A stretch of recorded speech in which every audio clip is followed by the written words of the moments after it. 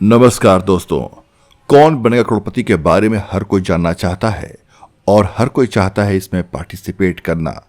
तो आपको बता दें कि आपके लिए एक बार फिर से कौन बनेगा करोड़पति के 17वें सीजन में शामिल होने का शानदार मौका आ चुका है, क्योंकि केबीसी 17 सीजन के लिए रजिस्ट्रेशन की प्रक्रिया शुरू हो चुकी है। आज हम अपनी इस वीडियो में बताएंगे कि केबीसी में कैसे भाग ले सकते हैं आप, और ये भी बताएंगे कि केबीसी की शुरुआत कैसे हुई थी, इसमें किन नियमों का पालन किया जाता है, कैसे आपको मौका मिलता है यहाँ से अपने नॉलेज और ज्ञान के दम पर करोड़पति बनने का।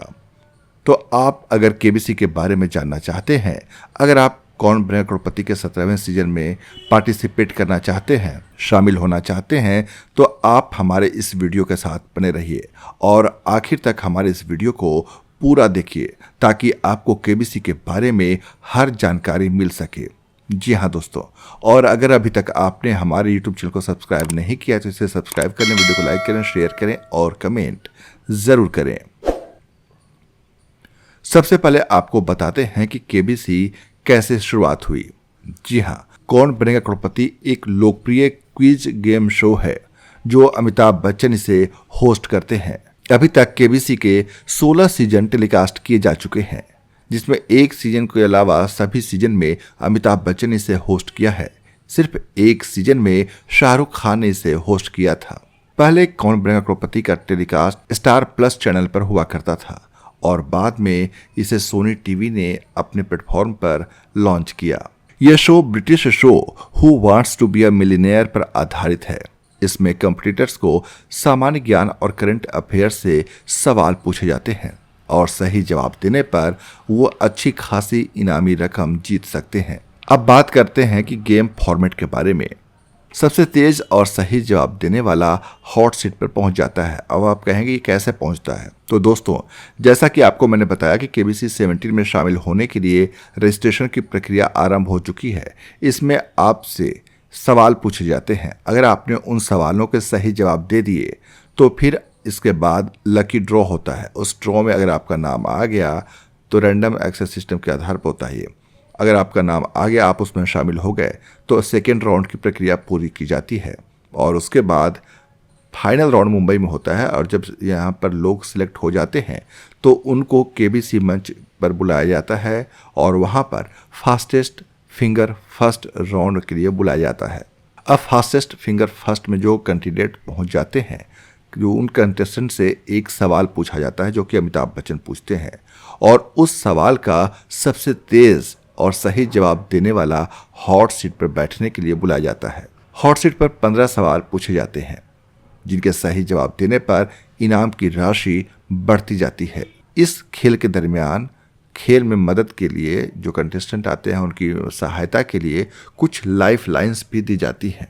जैसे 50-50 एक ऑप्शन होता है जिसमें 2 गलत ऑप्शन हटा दिए जाते हैं। यानी कि आपसे जब सवाल पूछे जाते हैं तो उसके लिए 4 विकल्प ऑप्शंस आपको दिए जाते हैं, और अगर आपने उनमें से 50-50 ऑप्शन को चुना, लाइफ लाइन को चुना, तो उसमें से 2 गलत जवाब हटा दिए जाते हैं। एक और लाइफ लाइन का नाम है ऑडियंस पोल। इसमें अगर आपको किसी सवाल का जवाब नहीं पता होता है तो वहाँ मंच पर जो मौजूद ऑडियंस होती है उनके हाथ में एक वोट मीटर दिया रहता है जिससे वो वोट करते हैं, और आप ऑडियंस पोल की मदद ले सकते हैं। इस लाइफलाइन के जरिए आप वो सवाल पढ़कर सुनाते हैं, सुनाया जाता है दर्शकों को जो वहाँ पर ऑडियंस में मौजूद होती है। उसके बाद वो उस पर अपना वोट देते हैं। जितने ऑडियंस मौजूद होते हैं सभी अपने अपने जवाब दर्ज करते हैं। इसके बाद वहाँ पर दिखाया जाता है कि सबसे ज़्यादा किस ऑप्शन को लोगों ने जवाब दिया है, यानी कि ABCD है, इसमें से सबसे ज़्यादा लोगों ने किसे अपना वोट दिया है या जवाब दिया है। उसके आधार पर जो कंटेस्टेंट होते हैं वो उनके साथ जाते हैं या फिर अपने दिमाग से काम करते हैं। तो अभी तक अमूमन ऐसा देखा गया है कि जो कंटेस्टेंट होते हैं उनके जवाब आमतौर पर सही ही होते हैं। कभी कभार इक्का दुक्का मामले में उनके जवाब गलत भी होते हैं। इसके अलावा एक लाइफलाइन और होती है फोन अ फ्रेंड।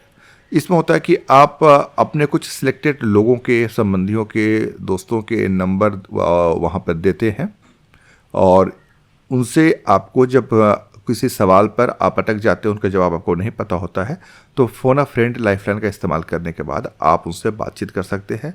वहाँ से एक वीडियो कॉल लगाया जाता है, उनसे बातचीत होती है। पहले ये ऑडियो कॉल हुआ करता था, लेकिन अब इसे टेक्नोलॉजी बढ़ी है तो अब इसे वीडियो कॉल कर दिया गया है और आप उनसे सवाल का जवाब पूछ सकते हैं, जिनको एक फिक्स्ड टाइम में सवाल का जवाब देना होता है। तो कई बार जवाब दे भी पाते हैं, कई बार जवाब नहीं भी दे पाते हैं।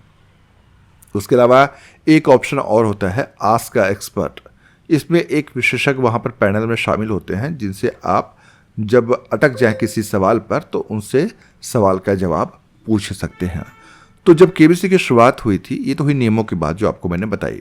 अब थोड़ी केबीसी के बारे में भी बात कर लें। केबीसी की शुरुआत जब हुई थी, उस सीजन में इसकी इनामी राशि थी वो 1 करोड़ रुपये रखी गई थी। 1 करोड़ रुपये था, लेकिन अब ये बढ़ते बढ़ते 7 करोड़ रुपये तक पहुंच गई है इनामी राशि। और इसकी शुरुआत 2000 में, साल 2000 में हुई थी और तब से भारतीय टेलीविज़न का सबसे चर्चित क्विज शो बना हुआ है। अमिताभ बच्चन की दमदार आवाज़ और उनकी होस्टिंग स्टाइल इसे और भी ख़ास बनाती है।